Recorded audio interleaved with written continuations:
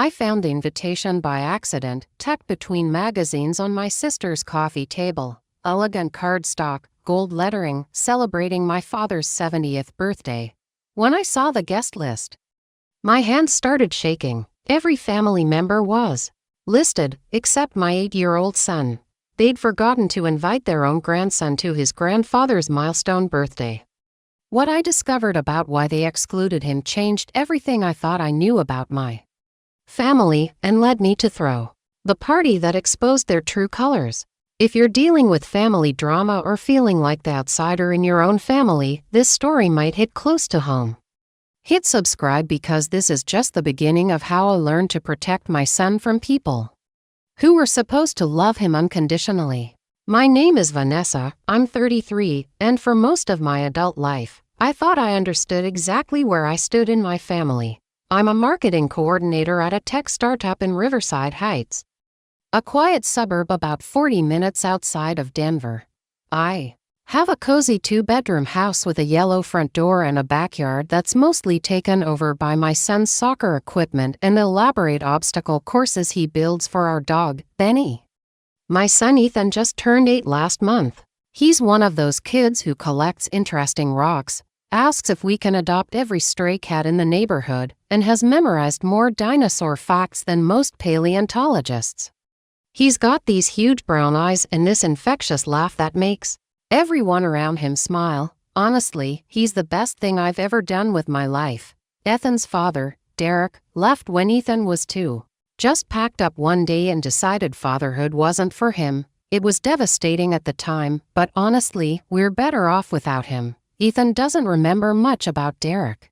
And I've worked hard to build a stable, happy life for just the 2 of us. My family lives in Maplewood, about 25 minutes away. There's my parents, John A. and Richard, who've been married for 38 years and live in the same split-level house I grew up in. My dad, Richard, is one of those steady, quiet types who fixes everything with duct tape and knows the name of every person at his local hardware store. He worked as an electrician for 30 years before retiring, and now he spends his time working on classic cars in the garage and spoiling his grandchildren. My mom, Jeanne, as well. She's always been the social coordinator of the family. She plans every holiday, remembers every birthday, sends thank you cards for thank you cards.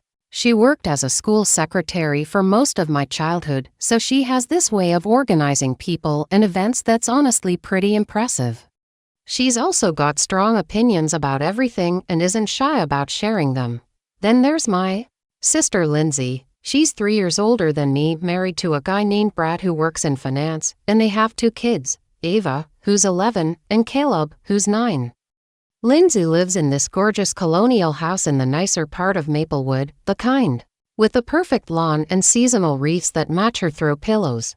She works part-time as a real estate agent, mostly selling houses to other families who want the same picture-perfect suburban life she's created. On the surface, we all get along fine. We do Sunday dinners at my parents' house about twice a month. We celebrate holidays together. The kids have sleepovers. We have a family group chat where mom shares articles about dangerous toys and dad sends blurry photos of his latest car project. Ethan has always loved these family gatherings. He and his grandfather Richard have this special bond that just melts my heart. Dad teaches him how to use tools, they work on little projects together in the garage, and Ethan hangs on every word when Grandpa tells stories about the old days. Last Christmas, Dad spent 3 hours helping Ethan build this elaborate marble run, both of them completely absorbed in getting the angles just right. With his cousins, it's always been a little more complicated. Ava and Caleb are both really into sports and tend to stick together. Being closer in age and interests, Ethan's always been more of the creative, imaginative type, so sometimes he feels a little left out of their games. But they're family, you know. I figured that's just how it goes with cousins who have different personalities.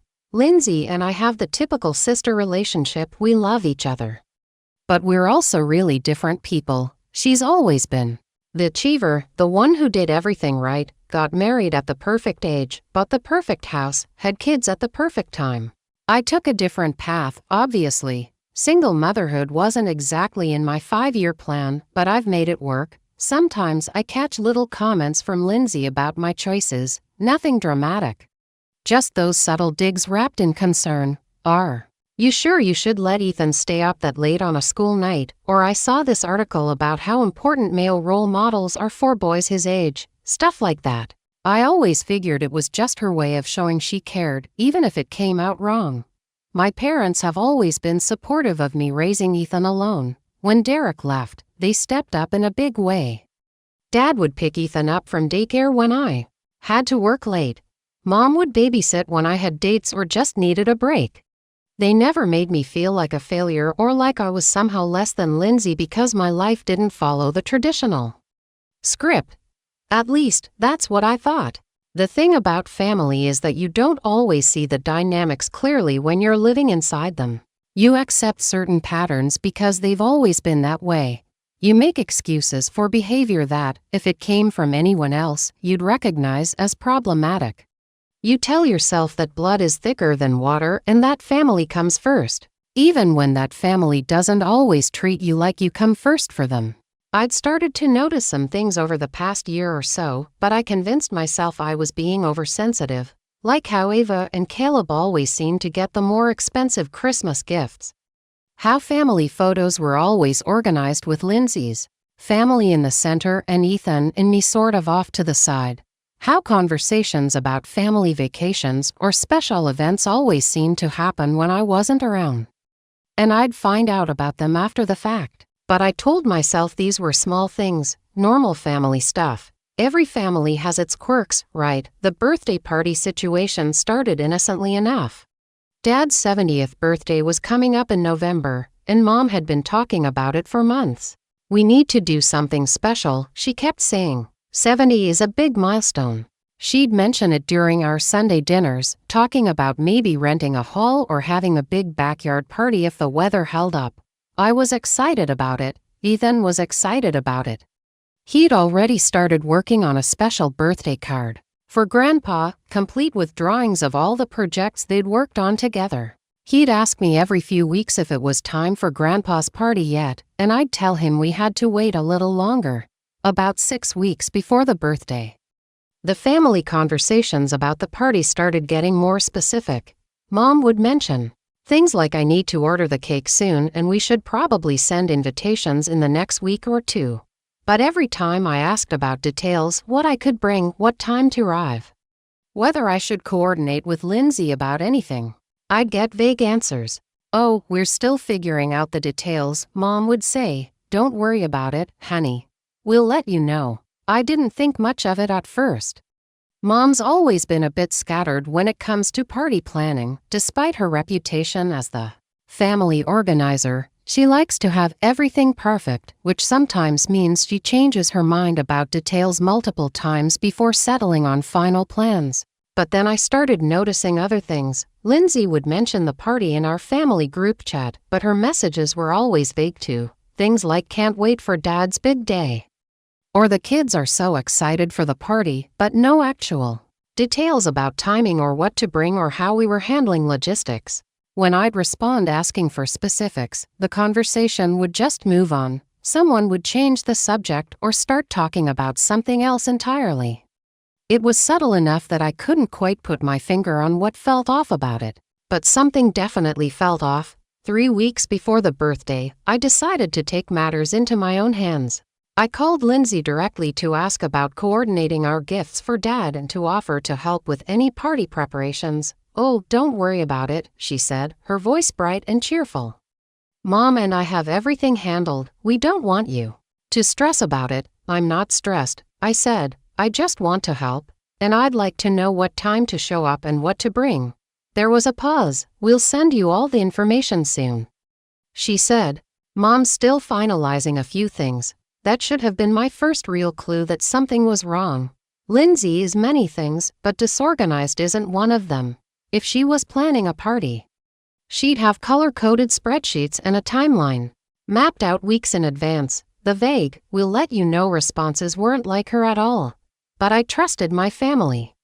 I trusted that they would include me in Ethan and Dad's birthday celebration because why wouldn't We were family. Ethan was Richard's grandson. I was Richard's daughter. Of course we'd be included.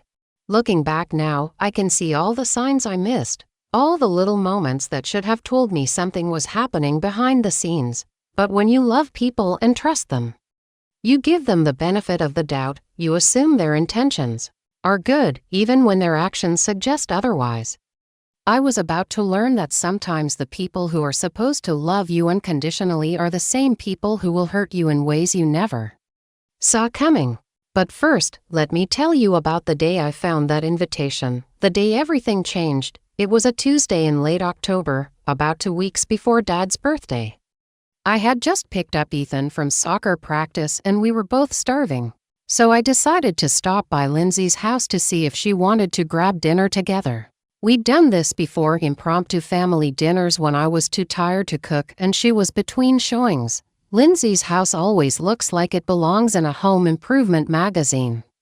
Every throw pillow is perfectly placed, every surface is spotless, and there's always some kind of seasonal decoration that coordinates with her current color scheme. That day, she had these gorgeous orange and burgundy mums flanking her front door. And the smell of cinnamon candles drifted out when she opened it. "Vanessa, what a surprise," she said, but something in her voice sounded off. Not unfriendly, exactly, but not as warm as usual. "What brings you by?" "We just finished soccer practice and I thought maybe we could grab dinner somewhere." Ava and Caleb around, the kids could play while we figure out where to go. She hesitated for just a second too long. "Oh, they're at Brad's mother's house tonight. But come in, I was just going through some paperwork." We walked into her living room, which was as perfectly arranged as always. Ethan immediately gravitated toward the basket of toys Lindsay keeps for when the kids visit, pulling out some Legos and settling onto the carpet. I collapsed onto her cream-colored sofa, suddenly realizing how tired I was. "Coffee," she offered. "I just made a fresh pot." "That sounds perfect," while she was in the kitchen. I let my eyes wander around the room. That's when I saw it. On the coffee table, partially hidden under a stack of real estate magazines and what looked like school permission slips, was an envelope. Heavy cardstock, the expensive kind you use for wedding invitations or important announcements. It was cream-colored with gold lettering that I could just make out from where I was sitting. The lettering said Richard Thompson, 70th birthday celebration. My heart skipped a beat. This was it, the invitation to Dad's party that we'd all been waiting for. Finally, I'd be able to see the details and start planning what Ethan and I would wear, what gift we'd bring, how we'd coordinate with everyone else. I glanced toward the kitchen, where I could hear Lindsay clattering around with coffee cups, and then I carefully moved the magazines aside to get a better look at the invitation. What I saw made my stomach drop. The invitation was beautiful. Cream cardstock with gold foil lettering, exactly the kind of elegant design Mom would choose for such a special occasion. It had all the details I'd been waiting for. Join us in celebrating Richard Thompson's 70th birthday, followed by the date, time, and location. It was being held at Riverside Country Club, the fancy place where Lindsay had her wedding reception. The kind of venue you book months in advance and pay serious money for. But it wasn't the venue that made my hands start shaking. It was the guest list printed on the bottom of the invitation in smaller text. Celebrating with the Thompson family, John and Richard Thompson, Lindsay and Brad Morrison, and children Ava and Caleb Morrison. I read it again and again. John and Richard Thompson, my parents, Lindsay and Brad Morrison, and children Ava and Caleb Morrison, my sister's family. That was it. That was the entire guest list. No mention of Vanessa Thompson, no mention of Ethan Thompson. We weren't just not invited, we were completely erased from the family list, as if we didn't exist at all. I sat there staring at that invitation, and for a moment, I couldn't breathe. It felt like the room was spinning, like I was looking at something that couldn't possibly be real. This had to be a mistake. Maybe this was just a draft, or maybe there were separate invitations.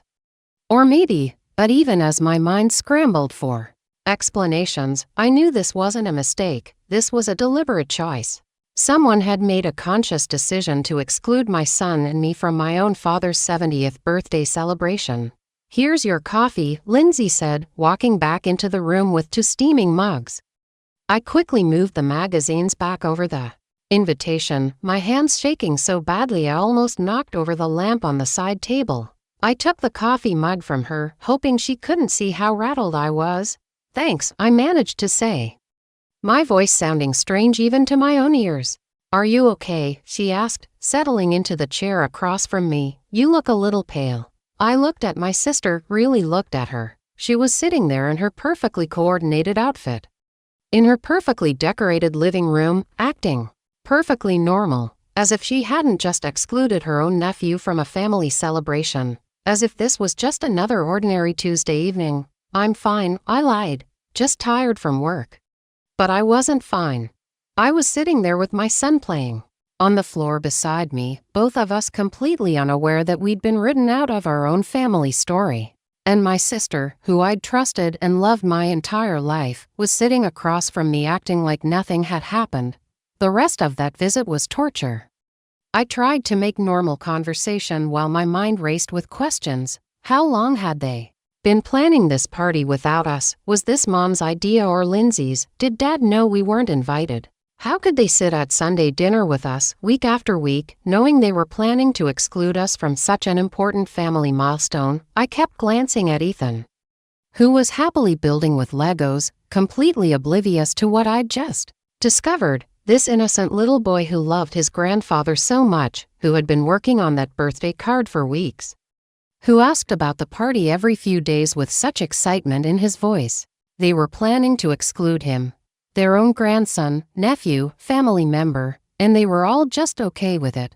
When we finally left Lindsay's house about an hour later, I felt like I was in a daze. Ethan chattered happily in the back seat about his Lego creation and what he wanted for dinner, while I drove home on autopilot, my mind spinning with this new reality.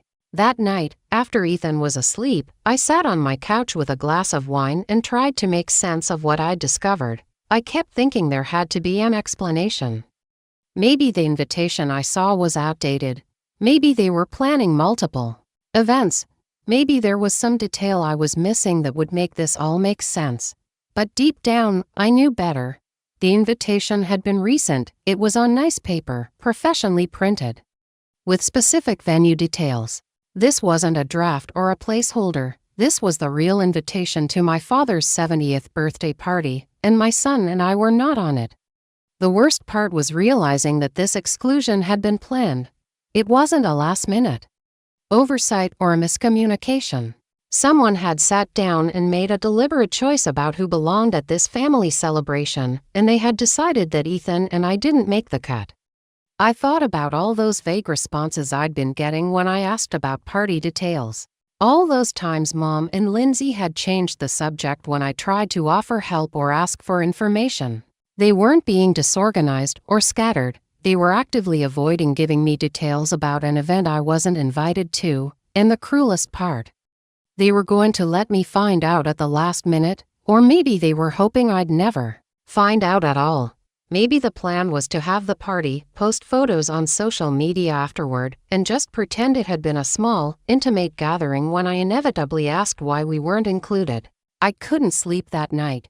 I kept thinking about Ethan's excitement about Grandpa's birthday, about the card he'd been working on, about how crushed he'd be when he found out that his own family had decided he didn't belong at such an important celebration. But more than that, I kept thinking about what this meant for our place in the family going forward. If they could exclude us from Dad's 70th birthday, a milestone event, the kind of thing families remember and talk about for years, what else were they planning without us?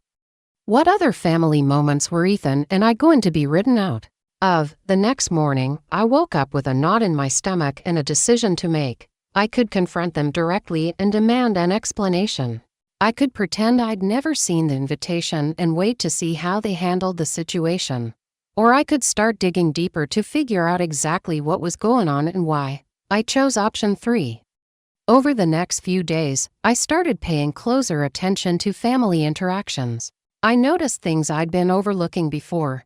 The way conversations would pause when I entered a room during Sunday dinner. The way Lindsay and Mom would exchange looks when certain topics came up. The way they'd make references to plans or conversations that I apparently hadn't been part of. I also started thinking back over the past few months, looking for other signs that Ethan and I were being gradually pushed to the margins of family events and decisions, and the more I thought about it, the more examples I found. Like how the family vacation to the lake house this summer had been planned and booked before anyone mentioned it to me. And then I was told there wasn't enough room for Ethan and me to stay overnight, or how Ava and Caleb's birthday parties this year had been elaborate affairs with professional photographers and expensive entertainment, while Ethan's party had been a simple backyard barbecue that only lasted a few hours. I started to see a pattern of exclusion that had been so gradual, so subtle, that I'd been making excuses for it instead of recognizing it for what it was. But the birthday party invitation was different. This wasn't subtle or gradual. This was a clear, unmistakable message about where Ethan and I stood in this family. And that message was, you don't belong here. As the days passed and Dad's birthday got closer, I waited for someone to say something. Surely they'd have to address the fact that they hadn't given me any party details yet.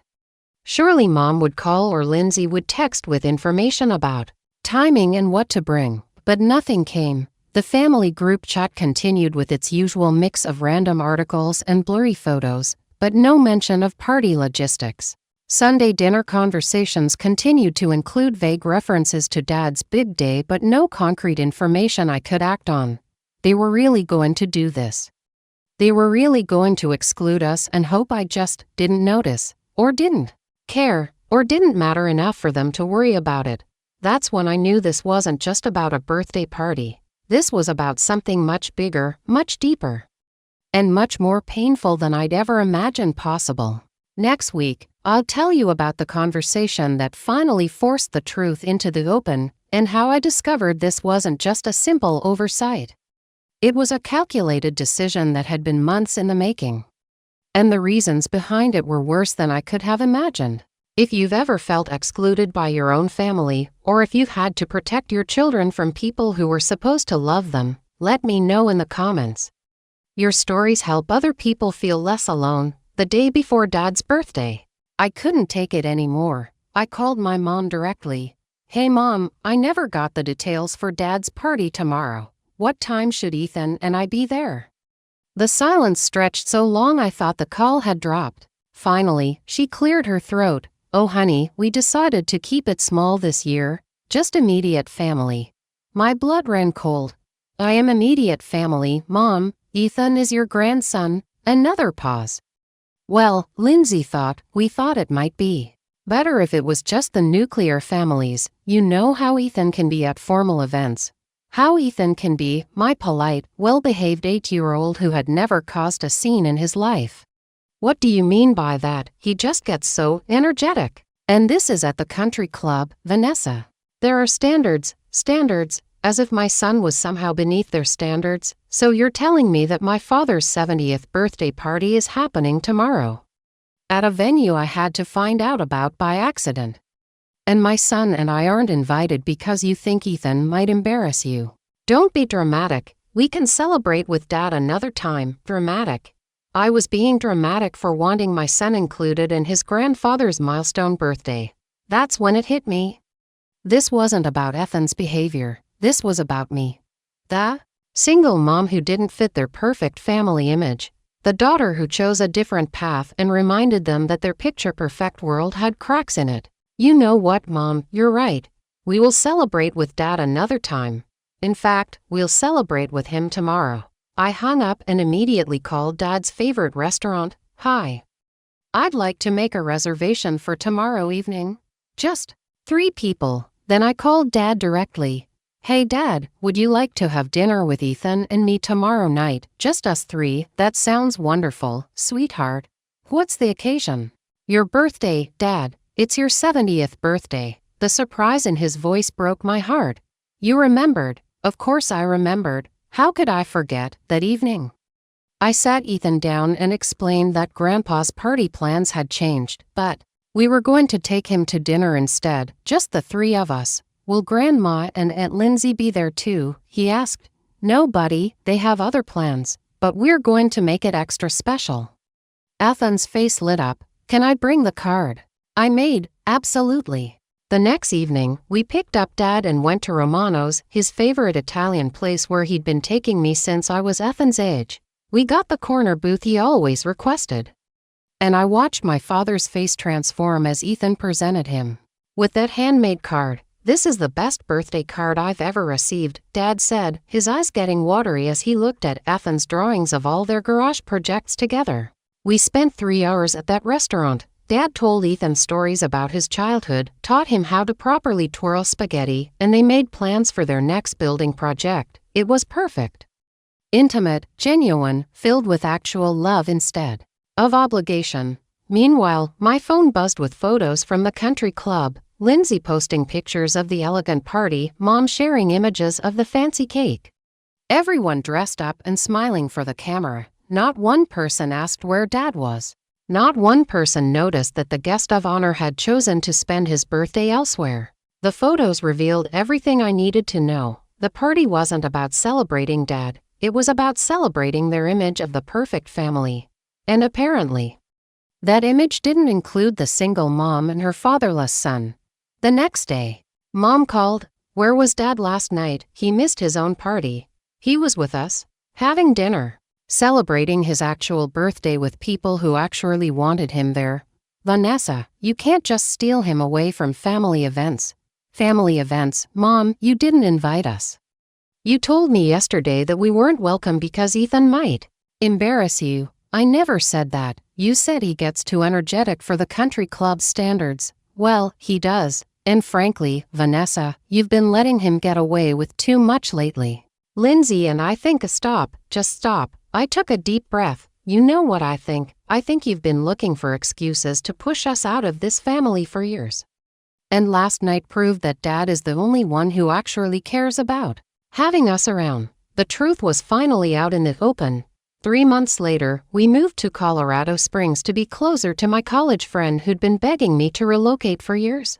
Dad visits us every few weeks now. He says the mountain air is good for him, but I think he just likes being somewhere he's genuinely wanted. Last week, Ethan asked me why we don't see Grandma and Aunt Lindsay anymore. "Sometimes adults have disagreements that can't be fixed," I told him. "But the people who truly love us will always find a way to stay in our lives." He nodded thoughtfully. "Like Grandpa does." Exactly like Grandpa does. The last text I got from Lindsay was 6 months ago. "You're being dramatic.